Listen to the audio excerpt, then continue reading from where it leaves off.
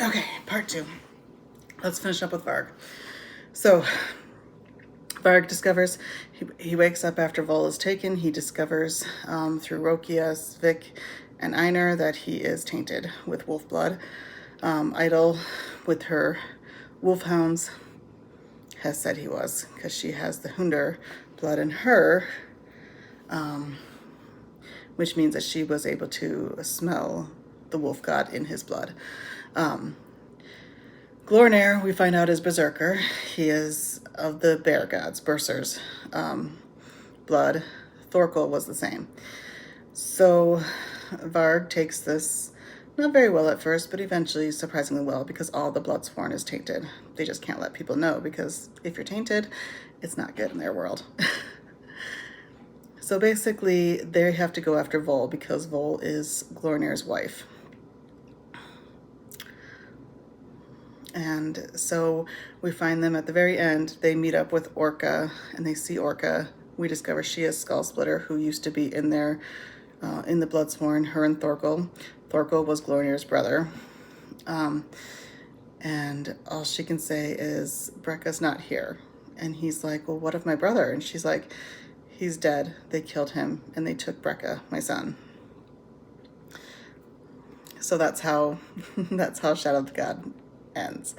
Now, Elvar's story, even shorter, because I don't really like her that much. Anyway, her story starts off with them coming upon an island looking for a berserker. So they come upon an island. They have a Hundar thrall with them who is helping them search for it, because she can't do anything else.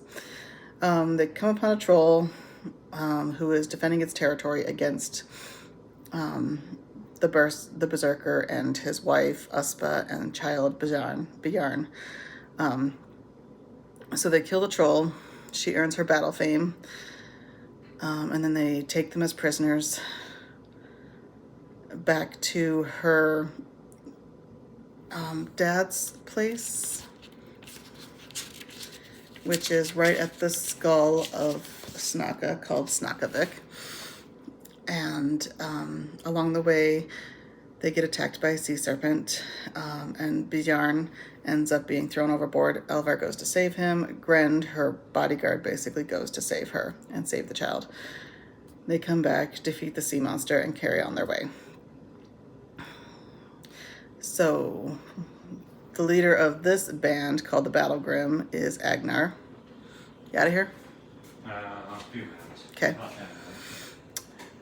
Agnar sells the berserker to Elvar's dad, Jarl Stor, and her dad makes her a deal. He's like, you can either, you've earned your battle fame, you can either continue on with them, or you can stay here and get your own soldiers and everything. She decides to stay with the Battle Grim. While they are there, Ilska,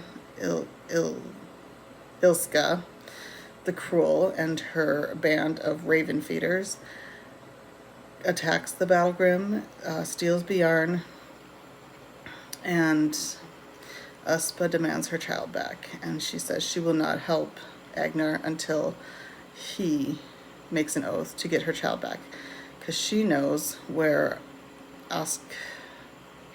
the ancient ash tree is, in which the dragon god is being held prisoner under. The dragon god is Rifa. All these names. So they end up making a blood oath. It is Elvar, Agnar, Sigvat, and Grend. And Kraka, I think. Yeah, because she performs the blood oath. Kraka is their Seether Witch. She is definitely wearing the collar and not, it's not for show. So this is what they do. They head up to go to the old ash tree, whose name escapes me because it is a Norse name thing.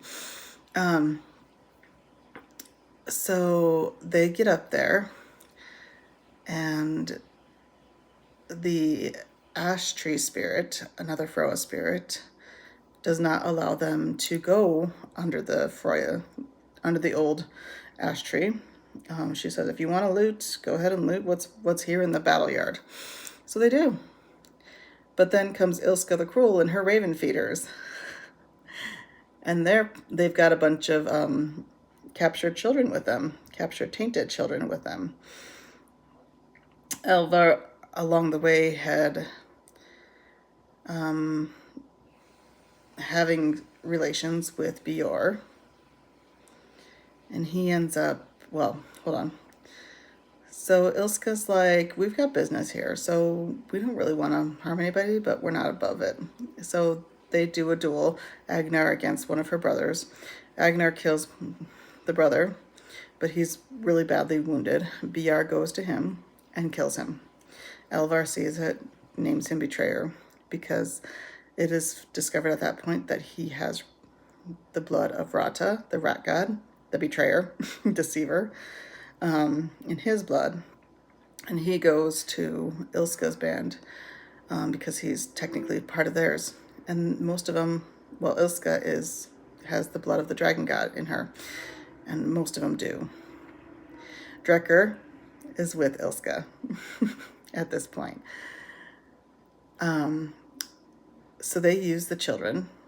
The Battlegrim is mostly injured. They use the children to wake the dragon god. And they wake her and the three-winged children of the wolf god and the eagle god try to stop it from happening, and they end up dying. So Elvar has that happening to her. And so the dragon god is not reincarnated, but she's alive again. And she wants to go to her old home, which I believe is Snellgarth, way on the eastern side, above Svelagarth. Nope, it's Nostrandir. Way up there. At the tail end of Snaka. Literally. So that's what we last know about Elvar. She's not my favorite. I believe in Hunger of Gods there is more perspectives. So, yeah. That's Shadow of the Gods. One of my favorites. I love it.